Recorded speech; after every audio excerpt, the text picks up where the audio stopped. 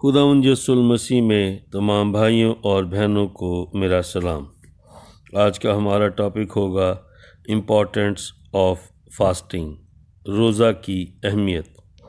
कलाम मुक़द्दस में हम देखते हैं मुक़द्दस मत्ती की इंजील उसका 6 बाब और उसकी 16वीं से 18वीं आयत तक। और जब तुम रोज़ा रखो तो रियाकारों की तरह अपनी सूरत उदास ना बनाओ, क्योंकि वो अपना मुंह बिगाड़ते हैं ताकि लोग उनको रोज़ादार जानें।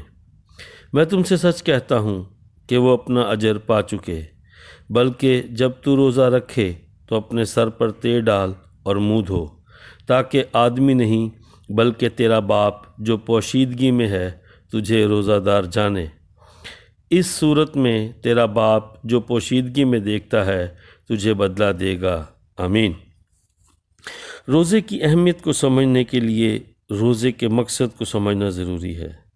सबसे पहली बात तो ये कि रोज़ा सिर्फ़ खुदा की कुर्बत के लिए है और ना कि इंसान के दिखावे के लिए। रोज़े के ज़रिए हम रूहानी ज़िंदगी में इम्प्रूवमेंट करते हैं। हमारी रूहानी ज़िंदगी जो है वो स्ट्रेंथन होती है। जब हम रोज़ा की वजह से जिस्मानी कमज़ोरी महसूस करते हैं तो पाक रूह हमें ताकत देता है, पाक रूह हमें कुव्वत देता है, पाक रूह हमें जो है वो हिम्मत देता है ताकि हम उस कमज़ोरी को ओवरकम कर सकें। हम रूहानी तौर पर स्ट्रांग होते हैं। हम अपने आप को अपने जिस्मानी चीज़ों से रोकने की कोशिश करते हैं और हम जब सेहत पाते हैं हम उससे सेहत से मामूर होते हैं और फिर रोज़ा की हालत में हम पाक रूह की गाइडलाइन में चलते हैं। पाक रूह हमें बताता है कि हमें कैसे अपनी ज़िंदगी गुजारनी चाहिए। हम देखते हैं कि जैसे हमने देखा कि रसूलों ने वो पाक रूह की गाइडलाइन पे चले। वो अपनी ज़िंदगी का कोई भी फ़ैसला लेने के लिए उन्होंने पाक रूह से बात किया करते थे। हम देखते हैं कि जब वो बरनबास और साउल को जब उन्होंने सेलेक्ट करना था तो उन्होंने रोज़ा रखा और दुआ की।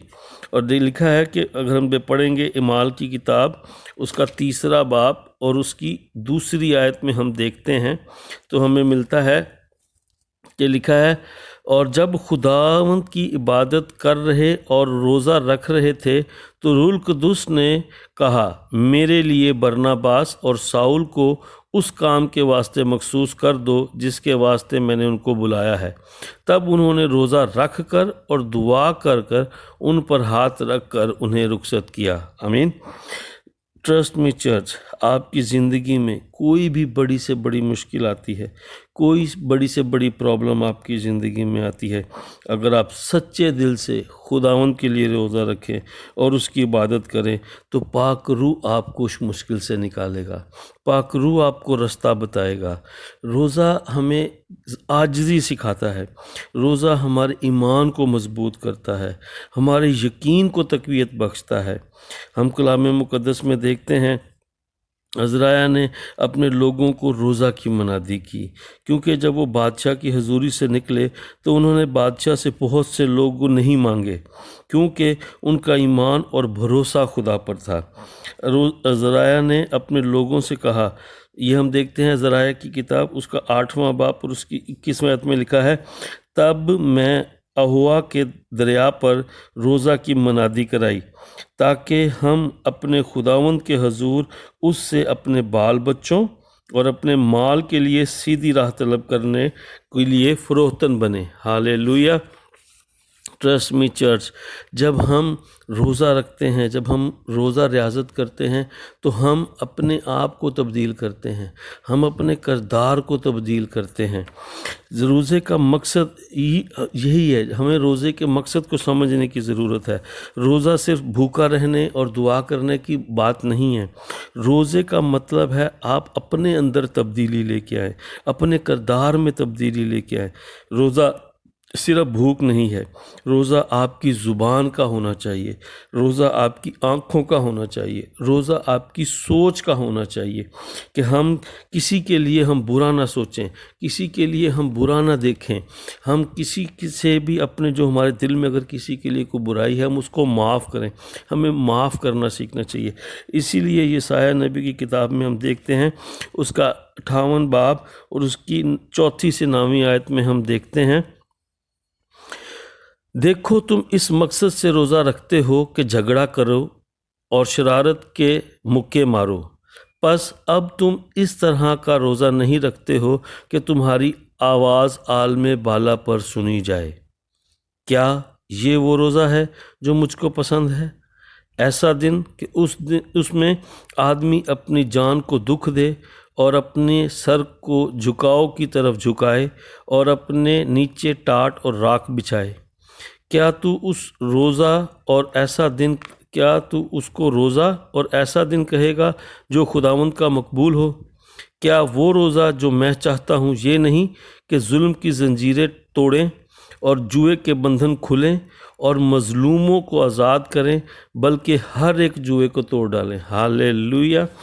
خداوند کے نزدیک روزہ یہ ہے کہ ہم ایک دوسرے کے ساتھ پیار کریں، ہم ایک دوسرے کے جو بندھن ہیں وہ توڑیں، ہماری اگر کسی سے ناراضگی ہے تو ہم اس کو معاف کریں، ہمیں دوسروں کو معاف کرنا سیکھنا چاہیے۔ ہمیں یہ ضرورت ہے کہ ہم وہ روزہ رکھیں جو خداوند کو منظور نظر ہو۔ ٹرسٹ می چرچ، ضرورت ہے کہ ہم روزے کی اہمیت کو سمجھیں، روزے کو مقصد کو سمجھیں، اپنی زندگیوں پر غور کریں۔ جو روزہ ہم رکھتے ہیں وہ قابل قبول ہے یا نہیں؟ میرے عزیزو، آئیں آج ہم وعدہ کریں کہ آج سے ہم جو باقی دن بچے ہیں ان روزوں میں ہم ان دنوں میں اپنی زندگی پر غور کریں گے کہ آیا میری وجہ سے کسی کا دل تو نہیں ٹوٹا، میری وجہ سے کسی کو تکلیف تو نہیں ہوئی، بلکہ اس کو معاف کریں۔ اور اگر کسی نے بھی آپ کے لیے کوئی برا کیا ہے تو اس کو معاف کریں۔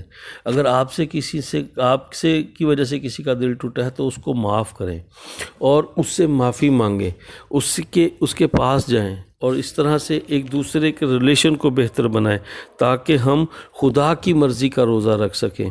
ہم صرف بھوکے رہنے کی ریاضت نہیں کریں بلکہ ہم خدا کے لیے روزہ رکھیں جو خدا کو پسند آئے۔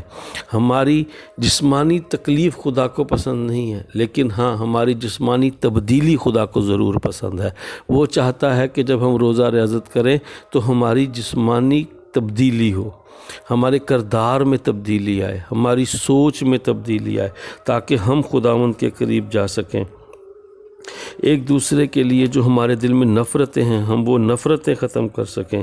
یسوع المسیح نے ہماری غلطیوں کے باوجود ہمیں قبول کیا، اس نے ہم سے دل سے محبت کی، ہماری خاطر صلیبی موت برداشت کی، اس نے ہماری خاطر مار کھائی تاکہ ہم بچ سکیں اور خداوند کی حضوری میں جا سکیں۔ خداوند نے ہماری خاطر 40 روزے رکھے تاکہ ہماری خطائیں وہ اپنے اوپر لے سکے۔ ضرورت ہے کہ جب ہم روزہ رکھیں تو ہم بھی دوسروں کے ساتھ پیار محبت سے پیش آئیں، اپنے دل کی نفرتوں کو ختم کریں۔ جس بھی مقصد کے لیے روزہ رکھیں اس مقصد کے لیے خدا سے مانگیں اور خداوند آپ کے روزوں کو قبول کرے گا اور آپ کو سرفرازی عطا کرے گا۔ آمین۔ خداوند آپ سب کو بڑی برکت دے، خداوند آپ کے ساتھ ہو۔ آمین۔